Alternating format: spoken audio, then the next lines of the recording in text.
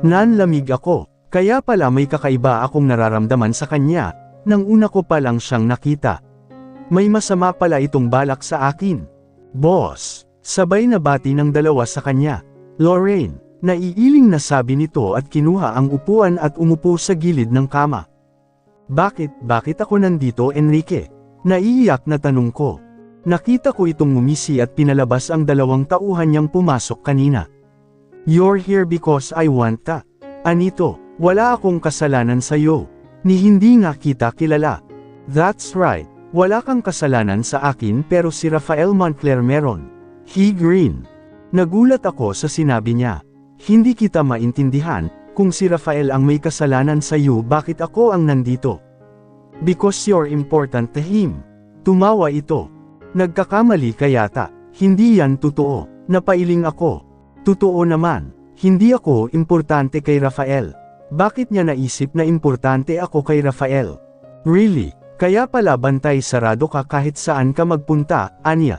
Nagsitayuan ang mga balahibo ko nang maramdaman ko ang paghaplos ng isang daliri niya sa braso ko.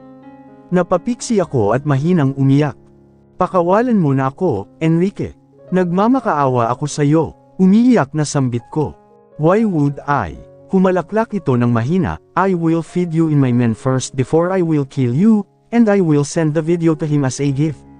Lumakas pa ang tawa nito na parang baliw, kahit sa huling mga sandali mo ay makita ka man lang niya. Nanlaki ang mga mata ko sa sinabi niya. Nanlamig ang buong katawan ko at pakiramdam ko ay lalabas ang puso ko sa sobrang lakas ng kabog nito dahil sa matinding kaba. Natatakot ako para sa sarili ko at sa batang dinadala ko. Huwag, maawa ka Enrique, sabihin mo kung ano ang pwede kong gawin para wag mo lang gawin yun sa akin. Hagulgul ko. Kaya mo bang buhayin ang nanay ko? Seryosong tanong nito. Natahimik ako. Anong kinalaman ng nanay niya rito? Napahamak ba ang nanay niya dahil kay Rafael? Oh my God! Nilapit nito ang mukha niya sa akin. I will make sure that this time, that Montclair will suffer more. Layong luluha siya ng dugo. Gusto kong triple pa ang sakit na mararamdaman niya ngayon kesa noong namatay ang asawa niya. Narinig ko itong tumawa, para itong wala sa katinoan at namumula ang mga mata niya. Lord help me, maawa po kayo, paipong dasal ko habang umiiyak. Do you want to hear a story? Pinatong nito ang dalawang paa niya sa kama at sumadal sa upuan niya. My dad was in love with Rafael's mom, hindi nito matanggap na kinasal ang dati niyang girlfriend sa tatay ni Rafael. Ginawa niya ang lahat para mabawi ito pero wala siyang nagawa, dahil makapangyarihan ang mga Montclair at higit sa lahat, ay nagmamahalan ang mag-asawang Montclair. Years passed, my dad married my mom, it was not because of love, it was an arranged marriage. Ginawa ng mom ko ang lahat para mahalin siya ni dad but nabigo siya. My dad was still madly in love with his ex. Pagak itong tumawa at napatingin sa akin. Did you know what he did next? He pretended to be Montclair's driver and abducted his ex-girlfriend but ang nakasakay sa kotse ng araw na yun ay ang asawa ni Rafael. Inakala niya siguro na doon sasakay ang minamahal niyang ex. Of course, walang kaalam-alam ang mga Montclair na ganoon ang mangyayari. Nalaman na lang nila sa balita na may aksidenteng nangyari at namatay ang dad ko at ang asawa ni Rafael. Napasinghap ako sa narinig ko. Ganoon pala ang nangyari sa dati niyang asawa. Hindi ko maisip kung gaano kasakit ang naramdaman noon ni Rafael. Ni pati kami ni mommy ay walang kaalam-alam sa ginawa ni daddy. Nagulat na lang kami na namatay na siya at nakagawa pa ng malaking kasalanan. After the death of my dad, the next thing we knew ay nalugi na ang negosyo namin. Within a span of 2 months nawala lahat sa amin dahil sa nagawa ni daddy. Sinigurado ni Rafael na sa kalsada kami pupulutin ni mommy. And you know what's more painful? Malungkot itong tumawa at kinuyam ang kamao niya.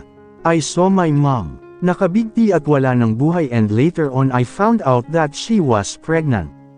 That's why sinumpa ko na gagawin ko ang lahat para makabangon para makapaghiganti.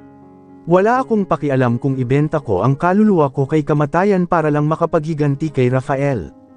May tumulong luha sa mata niya at agad niya itong pinunasan. Kahit ako ay umiiyak dahil sa kwento niya. Nakaramdam ako ng lungkot, wala silang kasalanan ng mommy niya pero sila ang nag-suffer sa consequences ng ginawa ng daddy nila. At sinisisi niya si Rafael, dahil sa pagpapakamatay ng mommy niyang ipinagbubuntis ang kapatid niya.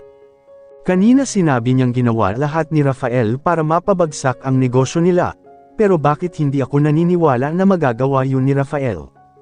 Enrique, biktima lang kayo. Huwag mong pairalin ang galit at pagkamuhi. Right, biktima lang din kami ng mommy ko, but anong ginawa ni Rafael sa amin? He made sure that we will suffer too, sa kasalanan ng tatay ko.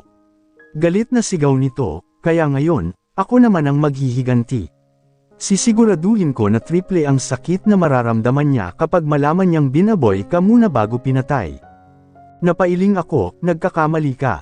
Hindi ako importante sa kanya. Malakas itong tumawa, hindi. Halos palibutan ka ng tauhan niya kapag nasa labas ka. Hindi mo ba napapansin? Kahit saan ka magpunta ay may nakabuntot sa'yo simula nang natapunan kita ng kape. Nasa malayo lang sila at binabantayan ka. Nagulat ako, hindi ko yun alam. Kaya pala nagagalit siya kapag umaalis ako nang hindi nagpapalam simula ng araw na yun, at kaya pala marami siyang tauhan na nakapalibot sa bahay niya. Alam kong halos mabaliw na yun ngayon kakahanap sa'yo. Isang araw ka nang nawawala, Lorraine. Napaawang ang mga labi ko. Isang araw na. Ganoon na ako katagal nawawala. You know what? Gusto kong makita kung ano ang magiging reaksyon niya kapag nakita na niya ang malamig mong bangkay. Ngumisi ito sa akin na parang demonyo. Please Enrique, pakawalan mo na ako. Nagkakamali ka. Hindi mo siya masasakatan kapag pinatay mo ako, hindi ako importante sa kanya. Asawa niya lang ang importante sa kanya, kaya, please, huwag mo nang ituloy ito. Halos hindi na ako makahinga dahil sa pag-iyak ko. Hindi ko na alam kung anong sasabihin ko para pakawalan niya lang ako. Gusto kong maniwala siya sa akin dahil yun ang totoo. Hindi ako ang importanteng taong sinasabi niya dahil patay na ang asawa niya. Bigla akong nakaramdam ng kirot sa tiyan ko at napapikit. Parang biglang huminto ang pag-ikot ng mundo ko, buntis ako. Kaya ba sinasabi niyang importante ako kay Rafael dahil sa batang nasa sinapupunan ko?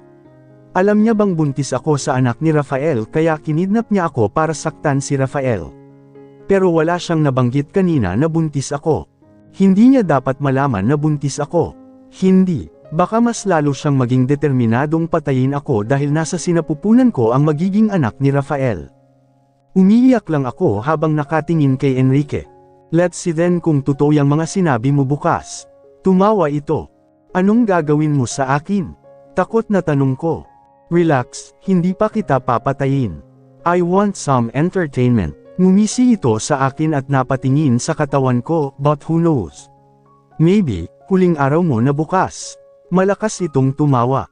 Nanlaki ang mga mata ko at pinilit na umusog. Huwag. Please Enrique, maawa ka. Tumawa lang ito. By the way, I don't look like this. Aniya at hinubad ang wig niya at salamin.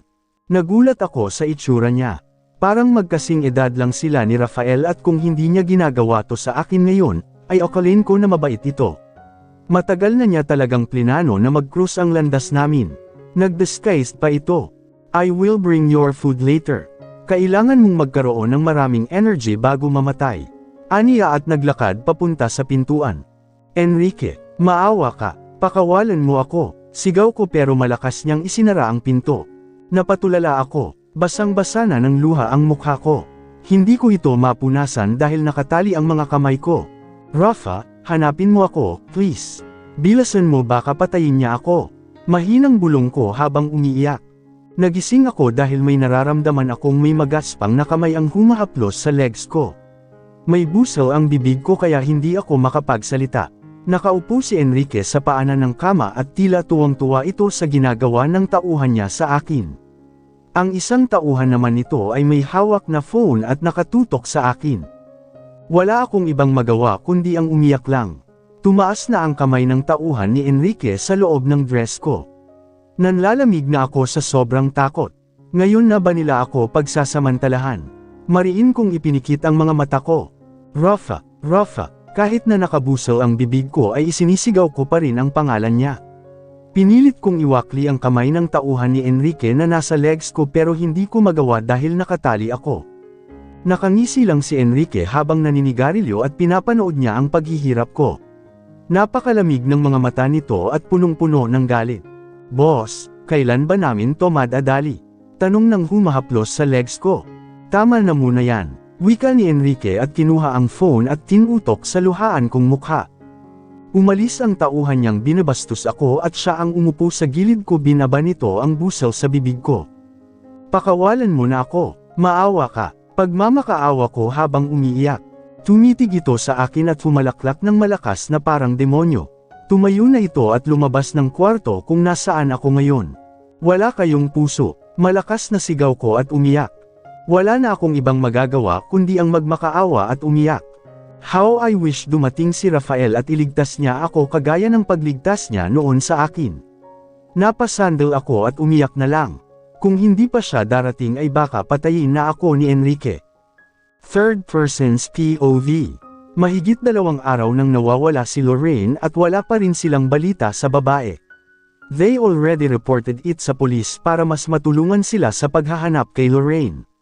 Hindi nila maituro si Enrique Vargas dahil wala silang sapat na ebidensya na ang lalaki ang nagpakidnap kay Lorraine.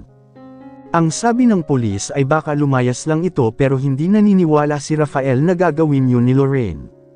Ang sabi pa ng pulis ay kung totoong nakidnap si Lorraine ay baka manghingi ng ransom ang kumidnap kay Lorraine. Pero malakas ang kutob ni Rafael na kagagawan nito ni Enrique Vargas.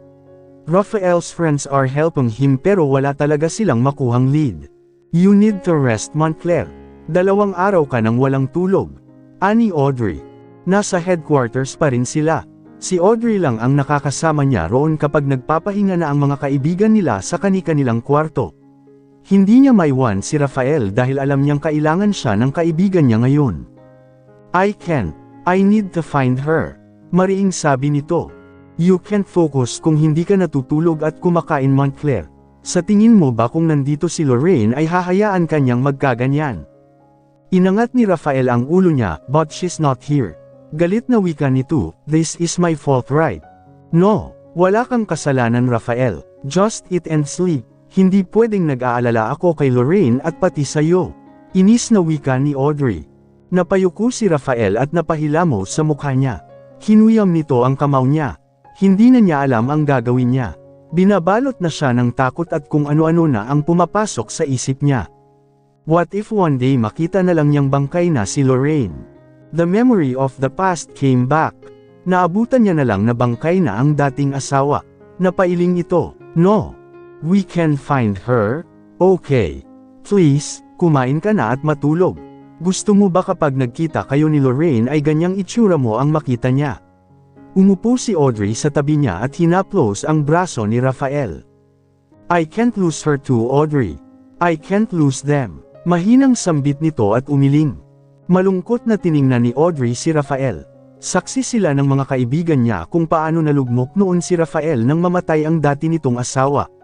Sa kalagayan ngayon ni Rafael, parang triple pa ang nararamdaman ngayon ng kaibigan niya. Hindi nila alam kung ano na ang sitwasyon ni Lorraine ngayon, they are just hoping that she's fine.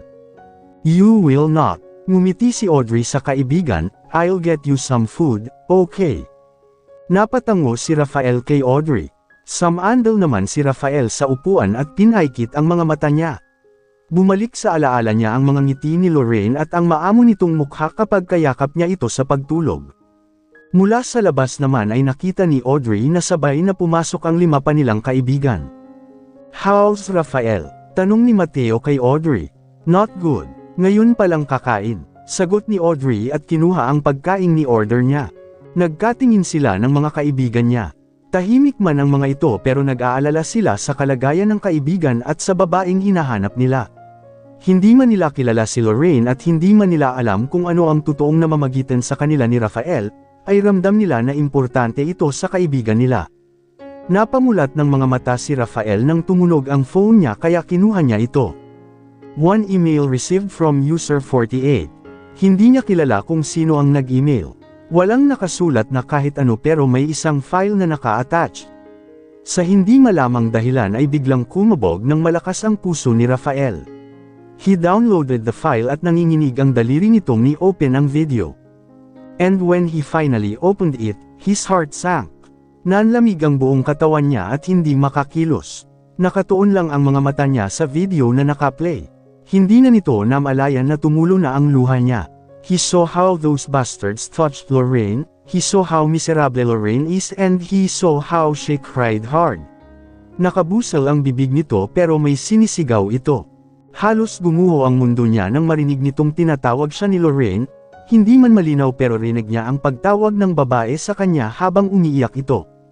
Pakawalan mo na ako, maawa ka. Umiiyak si Lorraine nang tinanggal na ang busel nito sa bibig. Parang nablangko ang utak niya at ang pumapasok lang doon ay ang umiiyak na mukha ni Lorraine. Pagkapasok ng mga kaibigan ni Rafael sa kwarto kung nasaan ito ay nagulat sila sa nadatnan. Walang kabuhay-buhay ang mga mata ni Rafael na nakatitig sa cellphone nito at pumatak ang butil ng luha mula sa mata niya. Narinig nilang may nagsasalita sa phone ng kaibigan nila kaya lumapit sila rito. Oh my God! Bulalas ni Audrey nang makita ang sitwasyon ni Lorraine. I will kill them. Malamig na wika ni Rafael na ikinatayo ng balahibo ni Audrey. Audrey's POV. Tahimik lang kaming lahat na nakatingin kay Rafael. Ang mga mata nito ay walang kabuhay-buhay at ang mga titig nito ay parang tumatagos sa telepono niya. Lorraine is in danger and we don't know kung nasaan siya. Rafael, tawag ko sa kanya pero parang wala itong narinig. Umupo ito at napatulala sa kawalan. I bit my lower lip. Uminit ang mga mata ko pero pinigilan kong umiyak. Nakita kong hinawakan ni Mateo sa balikat si Rafael. I saw Rafael's tears roll down on his cheeks. Umiiyak ito nang nakatulala. Nag-iwas ako ng tingin. Ang lalaking ito, namatay ang kanyang asawa dahil sa ama ni Enrique, at ngayon, nasa panganib si Lorraine at ang kanilang hindi pa isinisilang na anak dahil kay Enrique. Walang iyang mga Vargas to. Kinagat ko ang aking mga labi at naikuyom ang aking kamao. Pinakalma ko ang sarili ko. Halos hindi na ako makahinga sa galit. We need to save Lorraine from him dahil kung hindi, I don't know what will happen to Rafael. Brother, we're here okay. We will help. Conrad tapped Rafael's shoulder pero hindi ito umimik. Para itong nabato sa kinauupuan niya at para itong nawala sa sarili. Kinuha ni Mateo ang phone na hawak pa ni Rafael. I want to check something in this video. Ani Mateo. Kailangan na nating magmadali. She's in danger, ani Oliver at sumulyap ito kay Rafael. I need to review the video, baka may makuha akong clue kung nasaan siya. Ani Mateo. Ni-transfer ni Mateo ang video sa laptop niya at kinuha ang earbuds nito at pinanood ang video. Kinuha ko ang phone ni Rafael at ni-transfer ko ang video sa iPad ko. Wait, I can hear something. It's like someone is drilling. Check in 41 seconds. Sabi ni Mateo. I will try to locate the sender of this video. Ani Conrad at kinuha ang laptop niya. Ni-connect ko ang earbuds ko at pinakinggang mabuti ang video. Yes, tama si Mateo. Tumayo ako sa likuran ni Mateo. Kung papanoorin mo lang ang video sa phone ay hindi mo ito maririnig pero kung naka-earbuds ka ay maririnig mo ito. And a cow mooing in the background. Check that guy's hand. He paused the video at tinuro ang kamay na nahadjap sa gilid ng lalaking humahaplos sa legs ni Lorraine. There's a tattoo. I saw that before. Nakita kong lumapit si Rafael sa likod ni Mateo at napatingin sa tattoo. That's Vargas's hand. Malamig na wika nito. Damn. Siya nga, ani Charles. Can you locate the sender? Tanong ni Rafael kay Conrad. Not yet. Mukhang pinaghandaan talaga niya ito. He's using a burner phone. Sagot naman ni Conrad. Check this one too. Bago matapos ang video, is that a lighthouse? Ani Mateo. He paused the video at ni-zoom ito. May maliit na bintana na nagahip sa video. Sa sobrang bilis nito ay hindi mo ito mapapansin kung hindi mo pagtutuunan ng pansin. Yes, it is. It looks old. Ani de la Fuente. Naglakad si Rafael papunta sa malaking TV at ni-on ito. Maya-maya pa ay nakita na namin sa screen ang map. If they went in this direction that day, turo nito sa map, they could be somewhere around here. Binilugan niya ang area, Conrad. Did you locate him? Not yet, almost. Aniya at may tina-type sa laptop and Yua. An old lighthouse, someone is drilling and it seems like they are near in a farm. Ani Nicolas at nag-iisip ito. I got you bastard. Ani Conrad at tumayo ito at lumapit sa screen ng TV at ni-zoom ang map. They are here. Turo nito. It's an old abandoned building. Hindi nga nagkakamali si Rafael, nasa malapit lang sila. Nicholas, call your cousin, Elon Anderson. I need him. Ani Rafael kay Nicholas, tumungo naman ito, De La Fuente, tell our men to scout the area. Huwag silang magpapahalata. Right, away, sagot ni De La Fuente, prepare yourselves. After the scout, I'm going to kill that Vargas. Mabagsik na wika nito. After 3 hours ay papunta na kami kung nasaan si Lorraine. Sakay kami ng isang itim na van at ang iba naming kasama ay nakasunod sa amin. I am wearing my bulletproof vest and my favorite combat shoes. You've got sharp eyes and ears, attorney. Ani ko ay Mateo. Inayos ko ang earpiece ko. Malapit na kami sa location. We are coming to save you, baby girl. Hang in there. Rafael is ready to kill. Ani Mateo at inayos ang bulletproof vest niya. She loves that woman eh. Sabi naman ni Oliver na nasa tabi ko. Yeah, mahinang sagot ko. I smiled. Hindi siya magkakaganito kung hindi. Lorraine is really special to her. Lorraine's POV. Nakasandal ako sa kama at nakayuko nang pumasok si Enrique at ang mga tauhan niya. Nang makita ako ng mga tauhan niya ay agad silang napangisi. 6 silang lahat kasama si Enrique. May dalang baril si Enrique at umupo ito malapit sa mesa at ngumiti sa akin. How are you? Tanong nito sa akin. Hindi ko siya sinagot. Itatanong niya pa talaga yan sa akin. Nag-iwas ako ng tingin sa kanya. Are you ready? Hindi pa rin ako sumagot. Ready saan? Untie her. Utos nito sa nga tauhan niya na agad naman nilang sinunod. Minasahe ko ang palapulsuhan ko habang nakatingin sa kanya. Pakakawalan niya na ba ako? Enrique, pakakawalan mo na ba ako? Napalunok ako. Mahina itong tumawa, why would I do that? Narinig kong tumawa ang mga tauhan niya at lumapit sa kama kung saan ako nakaupo. Napaatras ako. Anong gagawin niyo sa akin? Natatakot na tanong ko. Let's begin. Aniya, nanlaki ang mga mata ko nang hawakan ng mga tauhan niya ang kamay at paa ko para pigilan ako sa paggalaw. Nagpupumiglas ako pero malakas sila. Enrique, maawa ka, pakawalan mo na ako. Umiiyak na sabi ko. Ngumisi lang ito sa akin at hindi nagsalita. Ang isang tauhan niya ay papalapit sa akin at nakangisi na parang baliw habang ang isa naman ay hawak ang kamera at nakatutok sa akin. Enrique, hindi ito ang gusto ng mami mo. Hindi niya gugustuhin na makita kang nagkakaganito. Please, maawa ka sa akin. Hagulgol na iyak ko. Huwag mong banggitin ang nanay ko. Galit na sigaw nito, pagkatapos kanilang pagsawaan ay papatayin na kita at lahat ng iyon ay kukuhanan ko ng video para iregalo kay Rafael Montclair. Parang baliw na sigaw nito. Bumuhos ang luha ko. Ito na ba ang katapusan ko? Rafa, nasaan ka na? Dumating ka naman, please, kailangan ka namin ngayon ng anak mo. Huwag, huwag. Sigaw ko nang hawakan ng isang lalaki ang hita ko at hinaplos ito. Maawa ka, tama na, please. Umiiyak na pagmamakaawa ko. Mag-enjoy ka na lang. Singgal nito sa akin at tinaas ang damit ko. Walang tigil ang pagtulo ng luha ko. Pumipiglas ako pero hindi ko sila kaya. Rafa, mahinang sambit ko sa pangalan niya. Narinig ko ang pagsira niya ng damit ko. Tulong, Rafa, malakas na sigaw ko. Hanggang sa huli ay siya pa rin ang hinahanap ko. Hanggang sa huli ay umaasa pa rin ako na dadating siya para iligtas ako.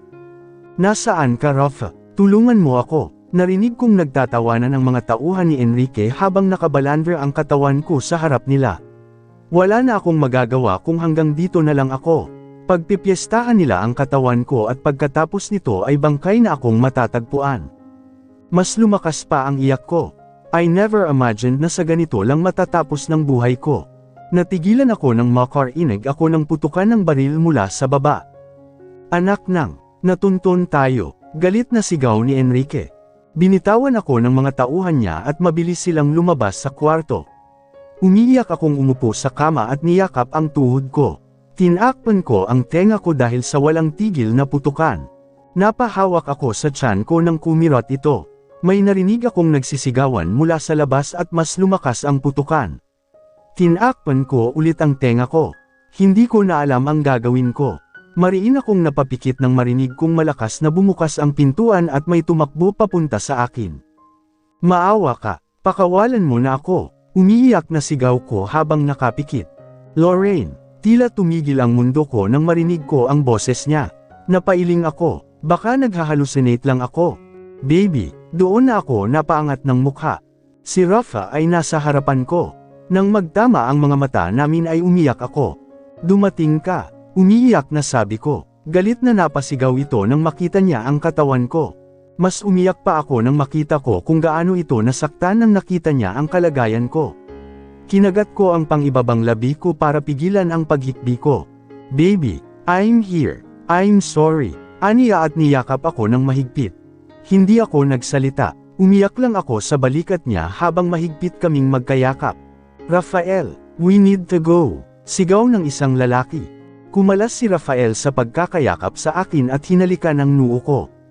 Nandito na ako, iuwi na kita, iuwi ko na kayo. Aniya. Kitang-kita ko sa mga mata niya ang pag-aalala sa akin. Tumango ako sa kanya. Tinulungan niya akong makatayo. Are you okay? Sigaw ng lalaki nang makita niya ako. Naaalala ko siya, isa siya mga kaibigan ni Rafa. Hinubad nito ang jacket niya at binigay kay Rafa. Isinuot naman ito kaagad ni Rafa sa akin. Stay behind my back, ani Rafa at mahigpit na hinawakan ang kamay ko. Naglakad na kami palabas, mabilis pero may pag-iingat. Nakasunod sa amin ni Rafa ang kaibigan niya. Natatakot man ay tinatagan ko ang sarili ko. May mga dagwang katawan akong nakikita sa nadadaanan namin, hindi ko alam kung buhay pa ba sila o patay na.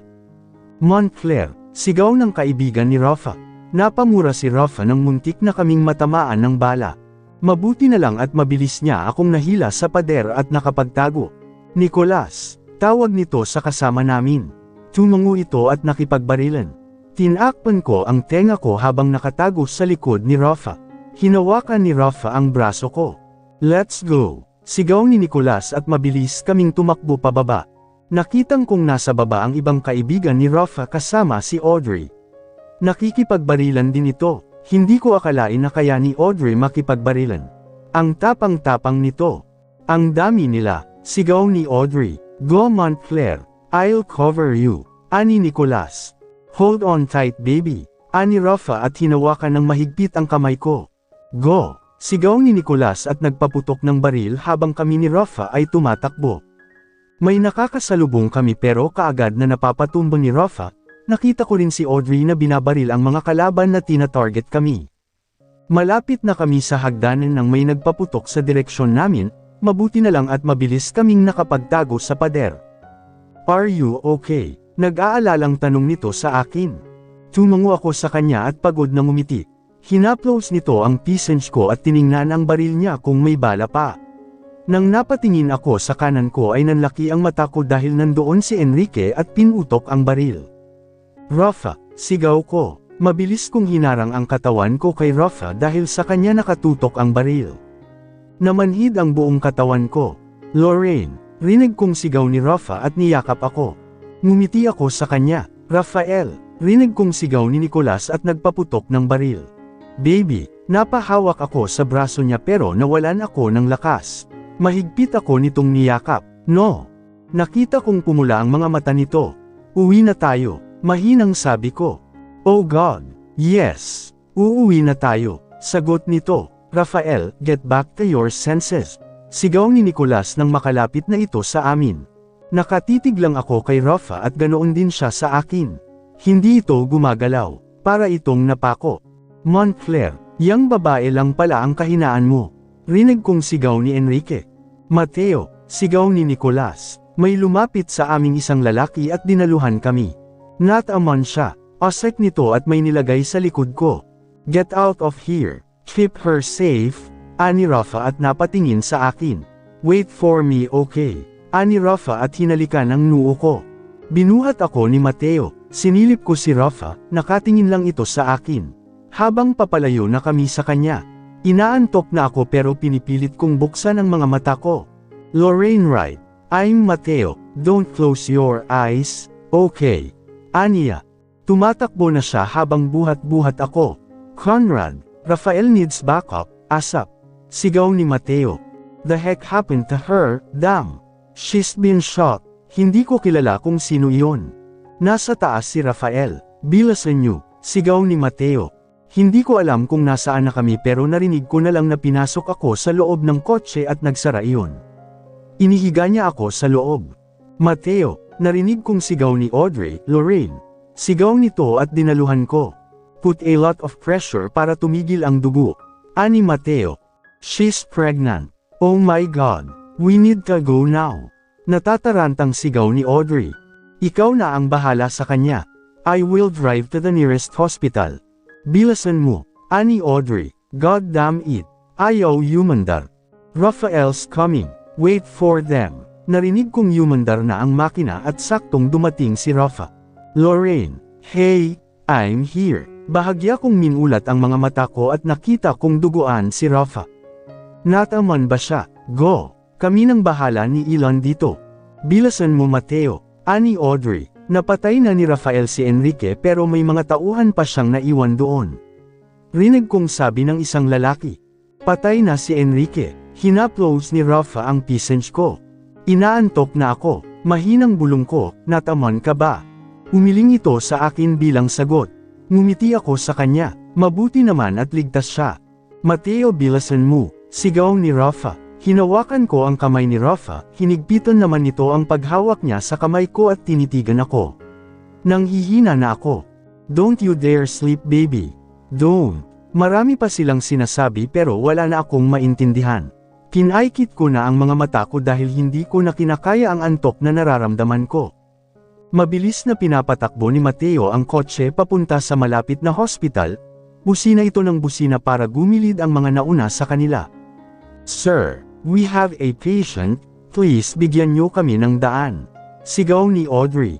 May gumigilid naman pero nahihirapan pa rin silang makalusot. Lorraine, open your eyes. Napamura sa isipan niya si Mateo. Maraming dugo na ang nawala sa babae at kinakailangan na nilang madala kaagad sa hospital si Lorraine. Mateo, bilisan mo, sigaw ni Audrey. May nakitang patrol car si Mateo at namumukhaan niya ang nasa front seat kaya binusinahan niya ito ng paulit-ulit. Inspector Clark, we have a patient. Please help us. Sigaw ni Mateo nang mababa nito ang bintana ng kotse. Attorney, sigaw ng pulis at niyon kaagad ang sirena ng police car. Napatulala si Rafael nang makita niyang nakapikit na ang mga mata si Lorraine, at nabitawan na nito ang kamay niya. This can't be. No, baby.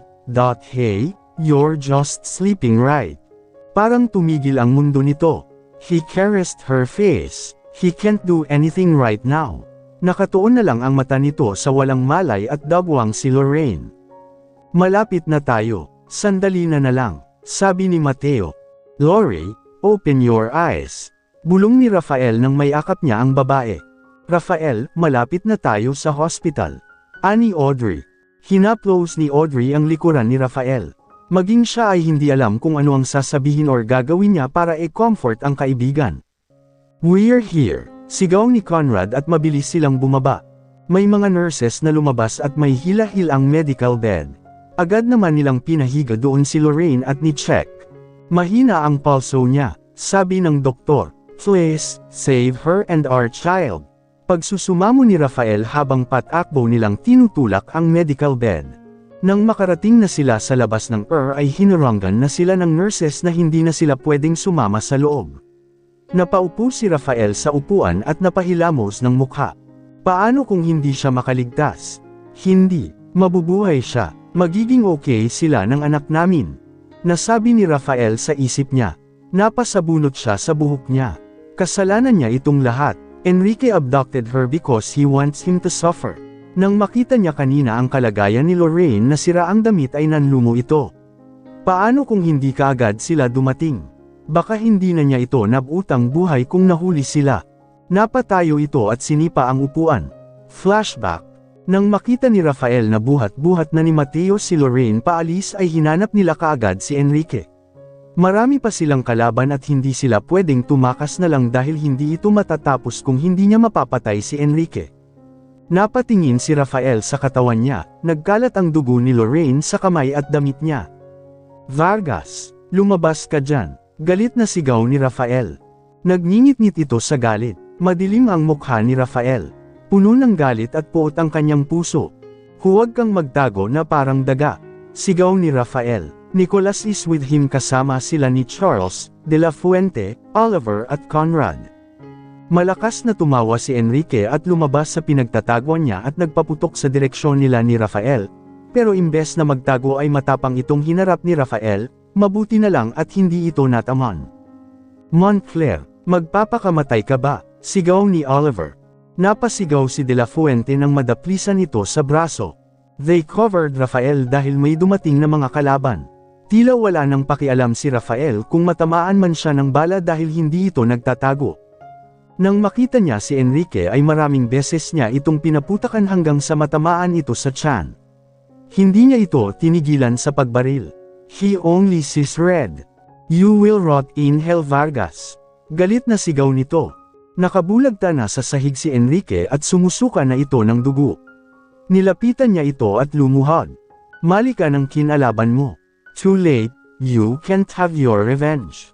Wika ni Rafael. Akala mo ba may kinalaman ako sa pagbagsak ng negosyo niyo? It was Gustavo. Sigaw nito. Nanlaki ang mga mata ni Enrique at napaubo ito ng dugo. Sinungaling. Sigaw ni Enrique. I'm not like you. Kahit galit ako sa tatay mo, I did not do anything for you and your mother to suffer kahit na pwede ko yung gawin. Napahawak si Enrique sa tiyan niya at umubo ulit ng dugo. Say hi for me to Satan. Aniya bago tinalikuran si Enrique. Marami na itong tama ng baril. Hindi rin magtatagal ay malalagutan na ito ng hininga. Sorry, mahinang bulong ni Enrique. Hindi na niya ito pinansin. Mabilis itong bumaba at tumakbo. Kailangan na nilang pumunta ng hospital. End of flashback.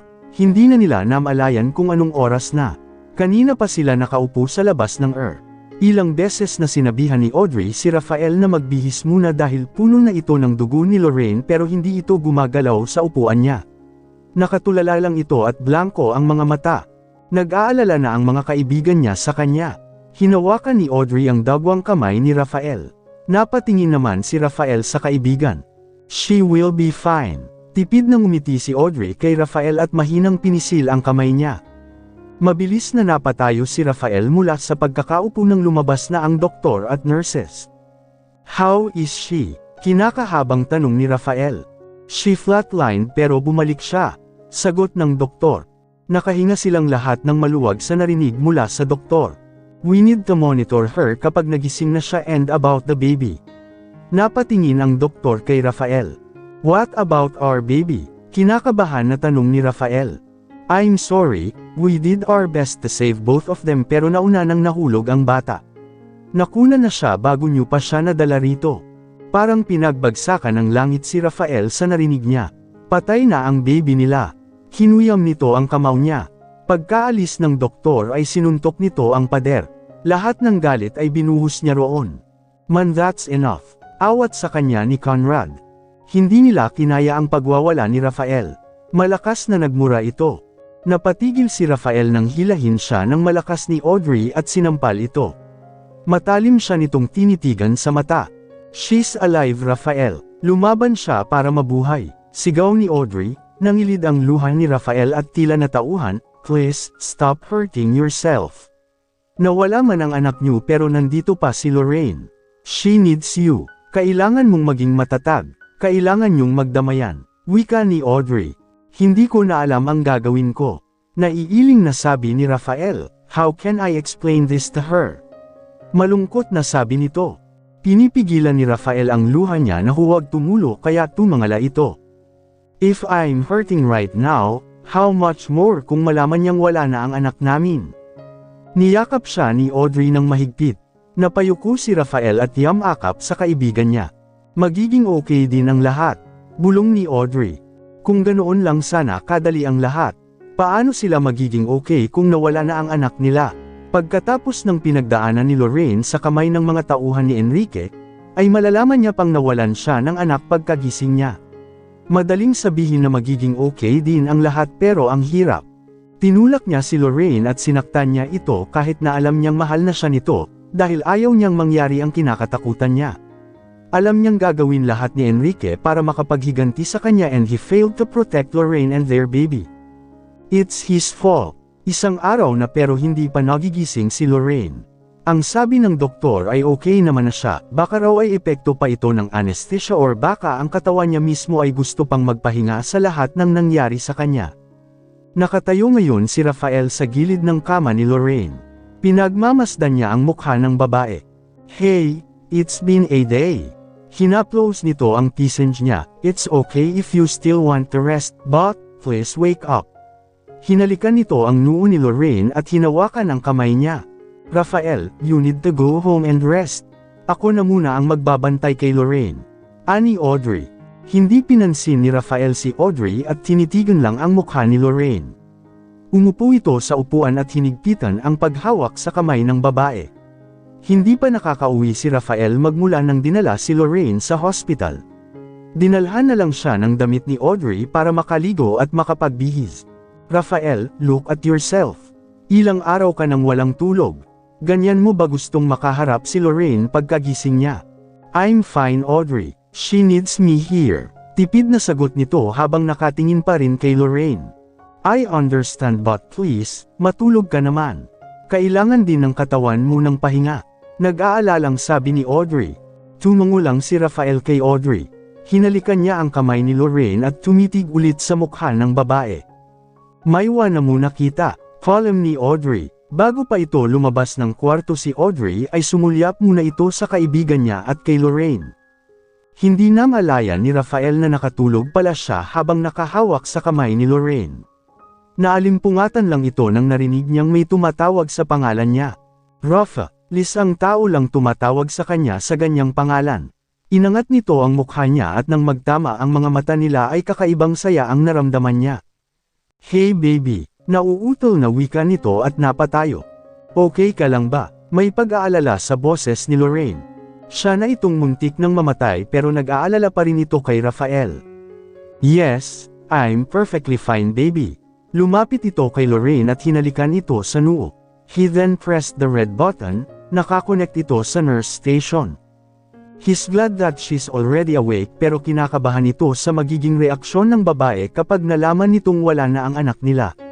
Hanggang ngayon ay hindi niya pa rin alam kung paano ito sasabihin kay Lorraine. Maya-maya pa ay dumating na ang doktor ni Lorraine at ilang nurses. They checked her and she's okay now. Walang naging komplikado sa pag-opera sa kanya para makuha ang bala sa likod nito. How do you feel? Tanong ni Rafael at umupo sa gilid ng kama paarap kay Lorraine. Kumikirot lang ang likod ko pero kaya ko naman. Tipid itong ngumiti kay Rafael. Sa paghaplos ni Lorraine sa tayan niya ay parang wala itong maramdaman. Kumunat ang noo niya. Baby, nauutol na tawag nito kay Lorraine nang makita niyang hinaplos ng babae ang ternayan niya. Weird, parang may kulang. Sabi ni Lorraine at bahagya pang yumuko para makita ang ternayan niya. I have to tell you something. Kinakabahan man ay pinilit ni Rafael na tatagan ang sarili. Okay lang ba si baby? Hindi ko pala natanong kanina kay Doc. Ani Lorraine. Hindi nakasagot si Rafael. Nakatitig lang ito kay Lorraine. Naumid ito. Parang may malaking bato na humaharang sa lalamunan niya. Sobrang bigat na rin ng pakiramdam niya. Rafa, anong sabi ng doktor? Okay ba si baby? Pag-ulit nito. Baby, mahinang tawag nito kay Lorraine, it's gone. Our baby is gone. Hindi kaagad nakapagsalita si Lorraine, nakatitig lang ito kay Rafael. Hindi pa naproseso ni Lorraine ang sinabi ni Rafael. I'm sorry I was not able to protect our baby. Nag-iwas ng tingin si Lorraine. Hinaplos nito ang tiyan niya. Wala na siya, nangilid ang luha ni Lorraine. Hindi pa man niya nahahawakan ang magiging anak nila pero nawala na ito kaagad. I'm sorry, mahinang sabi ni Rafa at mahigpit na hinawakan ang kamay ni Lorraine. Hindi man lang natin nalaman ang gender niya. Isa-isang nagpatikan ang mga luha ni Lorraine. Sobra itong nasasaktan sa pagkawala ng anak nila ni Rafa. Baby, parang hinahati ng maraming beses ang puso ni Rafael. Mahinang humihikbi si Lorraine at nakatingin lang sa malayo. May tumulong luha sa mata ni Rafael. Please forgive me. Pareho silang nasasaktan ngayon ni Rafael sa pagkawala ng anak nila, pero alam ni Lorraine na walang kasalanan si Rafael. Pinunasan ni Lorraine ang mukha niya at tumingin kay Rafa. Umiiyak na nakatingin sa kanya ang lalaki.